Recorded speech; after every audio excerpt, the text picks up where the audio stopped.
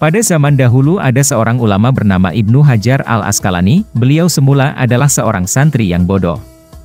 Beliau belajar kepada kiainya sampai beberapa tahun, namun ia belum juga bisa membaca dan menulis, hingga akhirnya dia pun berputus asa. Ia pun mohon diri kepada kiainya supaya diperbolehkan pulang.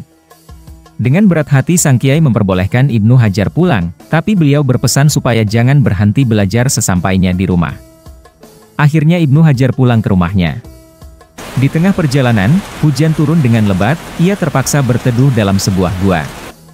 Oleh karena hujan tak kunjung reda, ia pun memutuskan masuk lebih dalam ke gua sehingga dapat duduk-duduk di dalamnya. Pada saat itulah terdengar suara gemericik. Oleh karena penasaran, ia mendatangi sumber suara tersebut. Ternyata sumber suara itu berasal dari gemericik air yang menetes pada sebongkah batu yang sangat besar.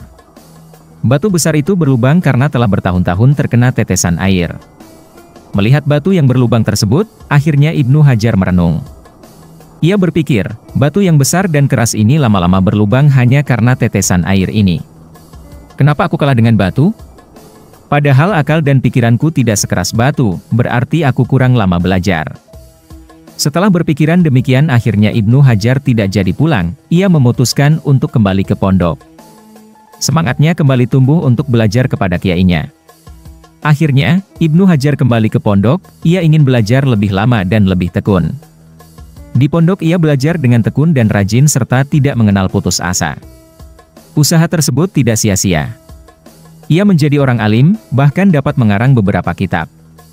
Dari asal mula cerita batu di dalam gua, inilah kemudian beliau diberi nama Ibnu Hajar si anak batu.